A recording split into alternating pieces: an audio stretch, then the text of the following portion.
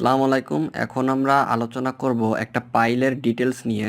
তো এর জন্য আমরা একটা অটোক্যাড ফাইল ওপেন করলাম। তো এই যে এই পাইলটার আমরা ডিটেলস আলোচনা করব। তো এখানে একটা পাইল আছে। পাইলের এটা হচ্ছে লং সেকশন আর এখানে আছে হচ্ছে ক্রস সেকশন। এই পাইলটার লেন্থ হচ্ছে 45 ফিট। এখন আমরা এই উপর থেকে দেখি।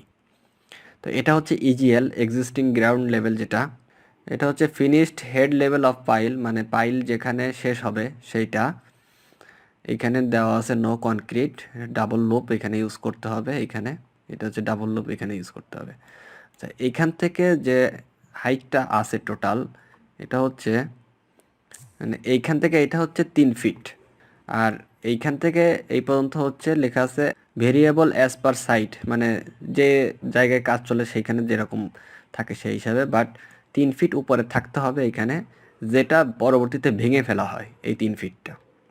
আচ্ছা, এখন এইখানে যে 45 ফিটটা যে আছে টোটাল পাইল লেন্থ, তো এই 45 ফিটের প্রথম থেকে একেবারে এই যে প্রথম যে 3 ফিট, ঠিক 3 ফিটের পর থেকে একটা ডিস্টেন্স পর্যন্ত এখানে যে স্পাইরালটা ইউজ করা হয়েছে এটা কিন্তু টাই না, এটা হচ্ছে স্পাইরাল। মানে টাই আর স্পাইরালটা ব্যাপারটা কীরকম, যে টাই হচ্ছে গোল বা স্কোয়ার যেটাই বলি না কোনো একটা সিঙ্গেল, বাট স্পাইরাল হচ্ছে পুরো সিঙ্গেল একটার স্টিল, যেটাকে পেঁচিয়ে পেঁচিয়ে একেবারে মাথা পর্যন্ত নিয়ে যাওয়া হয়। তো এখানে প্রথমে যে একটা নির্দিষ্ট ডিস্টেন্স আছে উপর থেকে, সেই ডিস্টেন্স পর্যন্ত যে রডটা আমরা ইউজ করি না কেন 8 মিলি বা 10 মিলি, সেটা 4 ইঞ্চি সেন্টার টু সেন্টার দিতে হবে। এটা হচ্ছে বিএনবিসি কোড অনুযায়ী। এখন এই ডিস্টেন্সটা কত, সেটা হচ্ছে 5D।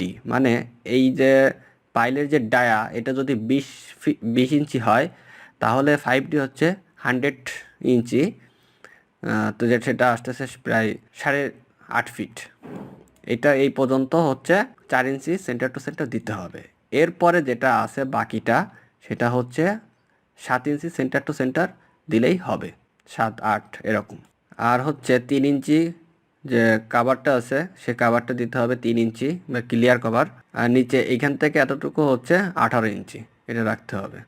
এখানে ডায়ামিটার দেওয়া আছে, এটা হচ্ছে ডাবল লুপ যেটা নিচে এখানে থাকবে। আচ্ছা, এখন এটা যদি আমরা ক্রস সেকশনটা দেখি। আচ্ছা, তার আগে এখানে আরেকটা জিনিস মিস্টেক হয়ে গেছে, যে এই যে লেভেলটা 3 ফিট, এই যেখানে কিন্তু লেখা আছে পাইল কাট অফ লেভেল, এখানে এই 3 ফিটটা ভেঙে ফেলতে হবে পাইল যখন করা শেষ হয়ে যাবে। আর এইটা হচ্ছে bottom level of pile cap, মানে এই যে 3 ফিট যে ভেঙে ফেলা হলো তার থেকে ঠিক 4 ইঞ্চি নিচ থেকে হচ্ছে পাইল ক্যাপটা শুরু হবে। এখন চলে আসলাম ক্রস সেকশনের সেকশন 1-1। এই সেকশন যদি আমরা কেটে ফেলি এখান থেকে, তাহলে কি দেখতে পাবো, এই যে এরকম। এটা হচ্ছে 3 ইঞ্চি ক্লিয়ার কভার, আর হচ্ছে এখানে 8টা 16 মিলি ডায়া রড ইউজ করা হয়েছে। আর এটা হচ্ছে 8 mm 4 ইঞ্চি সেন্টার টু সেন্টার স্টিল, যার ডায়া হচ্ছে এটার 20 ইঞ্চি। এটা হচ্ছে সেকশন 1-1। আর সেকশন 2-2 যদি আমরা দেখি, এই যে 2-2 এই বরাবর কি আছে, সেটা হচ্ছে 3 ইঞ্চি ক্লিয়ার কভার, 8টা 16 মিলি ডায়া স্টিল, আর হচ্ছে এটা 8 মিলি 7 ইঞ্চি সেন্টার টু সেন্টার, এটা আমরা দেখতে পাচ্ছি। এইখানে যে ওয়ার্ল্ডিংয়ের ব্যাপার, এখানে যে ল্যাপিংটা হবে, সেই ল্যাপিংয়ের ব্যাপারে যেটা বলতেছে যে 18 ইঞ্চি মিনিমাম একেবারে, যে ল্যাপিংয়ের পাইলের ক্ষেত্রে ল্যাপিংয়ের যে ওয়ার্ল্ডিংটা করা হয়, সেই ওয়েল্ডিং কিন্তু 18 ইঞ্চি মিনিমাম করতে হবে। এবং ফিলেট ওয়েল্ডিং ইচ সাইড, মানে প্রত্যেক 2 সাইডে, এই যে এরকম এই সাইড এবং এই সাইড পুরোটাই একবারে ভরাট করে ওয়েল্ডিং করতে হবে 18 ইঞ্চি মিনিমাম। এটা হচ্ছে কোড রিকোয়ারমেন্ট।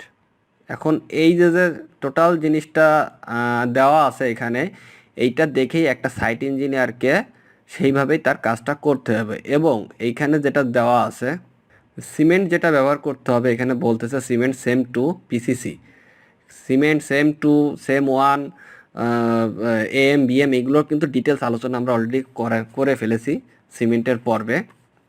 তো এখানে রিকোয়ারমেন্ট যেটা দেওয়া আছে যে সেম টু পিসিসি 2 টাইপস, যে কোনো একটা ব্যবহার করলেই হবে।